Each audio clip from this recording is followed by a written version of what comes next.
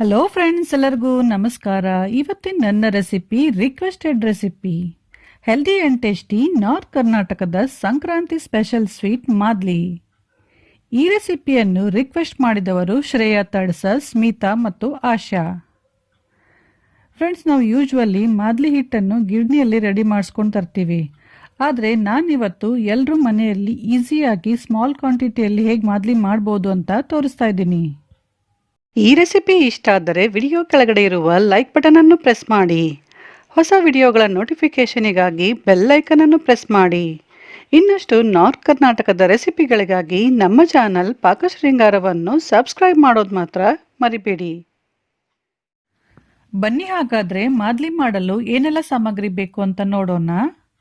1 ಬಟ್ಲು ಗೋಧಿ ಹಿಟ್ಟು, 2 ಟೇಬಲ್ ಸ್ಪೂನ್ ಕಡಲೆಬೇಳೆ, 1 ಟೇಬಲ್ ಸ್ಪೂನ್ ಅಕ್ಕಿ, 2 ಟೀ ಸ್ಪೂನ್ ಎಣ್ಣೆ, ಚಿಟಿಕೆ ಉಪ್ಪು. ನೀವೇನಾದರೂ ಗಿರಣಿಗೆ ಬೀಸಕ್ಕೆ ಕೊಡ್ತಾ ಇದ್ದರೆ 1 kg ಗೋಧಿಗೆ 250 ಗ್ರಾಂ ಕಡಲೆಬೇಳೆ ಮತ್ತು 150 ಗ್ರಾಂ ಅಕ್ಕಿ ಹಾಕಿ ಚೆನ್ನಾಗಿ ಮಿಕ್ಸ್ ಮಾಡಿ ಸ್ವಲ್ಪ ತರಿತರಿಯಾಗಿ ಹಿಟ್ಟು ಮಾಡಿಸಿ.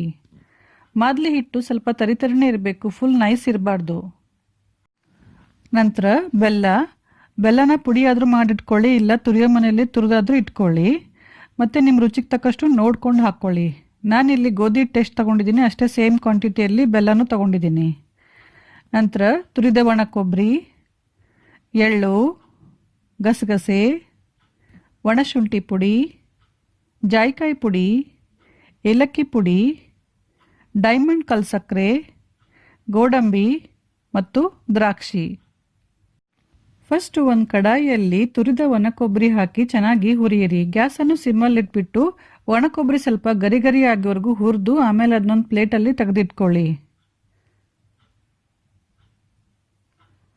ನಂತರ ಅದೇ ಕಡಾಯಿಯಲ್ಲಿ ಗಸಗಸೆ ಮತ್ತು ಎಳ್ಳನ್ನು ಕೂಡ ಇದೇ ಥರ ಸಪರೇಟಾಗಿ ಹುರಿದು ಪ್ಲೇಟಲ್ಲಿ ತೆಗೆದಿಟ್ಕೊಳ್ಳಿ. ಆಮೇಲೆ ಒಂದು ಸಣ್ಣ ಮಿಕ್ಸಿ ಜಾರಲ್ಲಿ ಹುರಿದ ಒಣ ಕೊಬ್ಬರಿ, ಗಸಗಸೆ, ಎಳ್ಳು, ಏಲಕ್ಕಿ ಪುಡಿ, ಒಣಶುಂಠಿ ಪುಡಿ ಮತ್ತು ಜಾಯಿಕಾಯಿ ಪುಡಿ ಹಾಕಿ 10 ರಿಂದ 15 ಸೆಕೆಂಡು ಮಿಕ್ಸಿ ಮಾಡ್ಕೊಳ್ಳಿ. ಪುಡಿ ನೈಸ್ ಆಗಬಾರ್ದು, ಸ್ವಲ್ಪ ತರಿತರಿನೇ ಇರಬೇಕು. ನೆಕ್ಸ್ಟ್ ಇವಾಗ ಅದೇ ಕಡಾಯಲ್ಲಿ ಕಡಲೆಬೇಳೆ ಹಾಕಿ ಕಡಲೆಬೇಳೆನ 1 ನಿಮಿಷ ಹುರಿಬೇಕು. ಗ್ಯಾಸನ್ನು ಸಿಮ್ಮಲ್ಲಿಟ್ಬಿಟ್ಟು ಕಡಲೆಬೇಳೆ ಕಲರ್ ಚೇಂಜ್ ಆಗದೆ ಇರೋವಂಗೆ ನೋಡ್ಕೋಬೇಕು. ಕಡಲೆಬೇಳೆ ಸ್ವಲ್ಪ ಗರಿ ಗರಿ ಆದರೆ ಸಾಕು.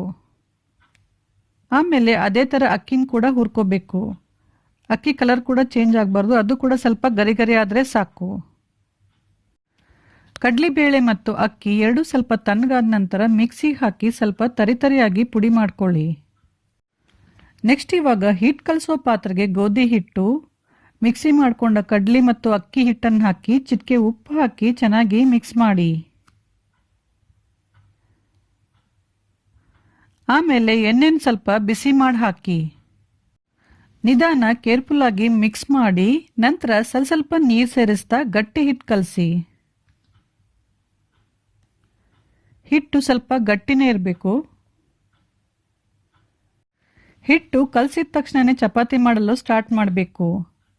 ಕಲಸಿದ ಹಿಟ್ಟಲ್ಲಿ 2 ಈಕ್ವಲ್ ಉಳ್ಳಿ ಮಾಡ್ಕೊಂಡ್ಬಿಟ್ಟು 1 ಉಳ್ಳಿನ ತಗೊಂಡು ಒಣ ಹಿಟ್ಟಲ್ಲಿ ಅದ್ಬಿಟ್ಟು ದಪ್ಪ ಚಪಾತಿ ಲಟ್ಸಿ.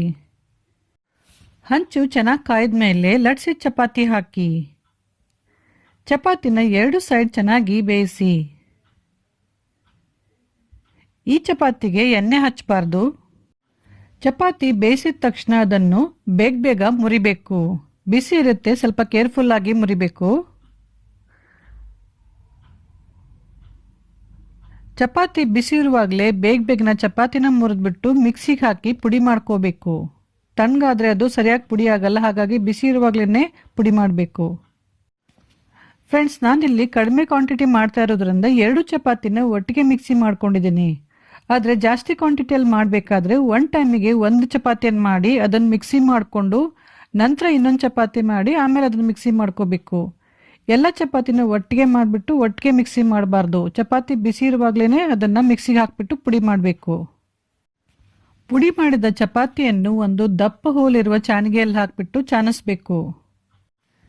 ಚಾಣಿಗೆಯಲ್ಲಿ ಉಳಿದ ಈ ದಪ್ಪ ಹಿಟ್ಟನ್ನು ಮತ್ತೆ ಮಿಕ್ಸಿ ಜಾರ್ಗೆ ಹಾಕಿ ಅದ್ರ ಜೊತೆ ಬೆಲ್ಲದ ಪುಡಿ ಹಾಕಿ ಮತ್ತೆ ಮಿಕ್ಸಿ ಮಾಡ್ಕೋಬೇಕು.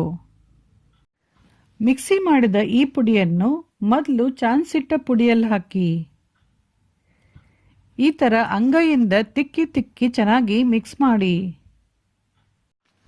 ಚೆನ್ನಾಗಿ ಮಿಕ್ಸ್ ಮಾಡಿದ ಮೇಲೆ ಸ್ವಲ್ಪ ಟೇಸ್ಟ್ ಮಾಡಿ ನೋಡಿ.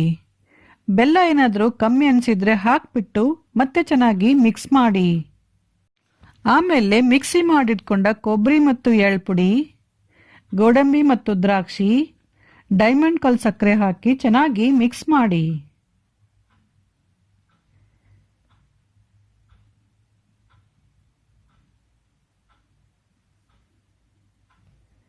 ಈಗ ಮಾದ್ಲಿ ರೆಡಿ. ಇದಕ್ಕೆ ಕರಗಿಸಿದ ತುಪ್ಪ ಮತ್ತು ಹಾಲು ಹಾಕಿ ಸರ್ವ್ ಮಾಡಿ.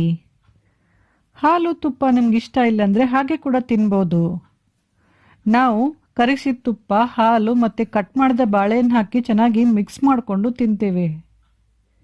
ಸೊ ಫ್ರೆಂಡ್ಸ್, ನಿಮ್ಮೆಲ್ರಿಗೂ ಈ ಮಾದ್ಲಿ ರೆಸಿಪಿ ಇಷ್ಟ ಆಗಿರ್ಬೋದು ಅಂದ್ಕೊಂಡಿದ್ದೀನಿ. ಇಷ್ಟ ಆದರೆ ದಯವಿಟ್ಟು ಲೈಕ್, ಶೇರ್, ಕಮೆಂಟ್ ಮಾಡಿ. ಹಾಗೂ ನಮ್ಮ ಚಾನಲ್ ಪಾಕಶೃಂಗಾರವನ್ನು ಸಬ್ಸ್ಕ್ರೈಬ್ ಮಾಡೋದು ಮಾತ್ರ ಮರಿಬೇಡಿ. Thank you.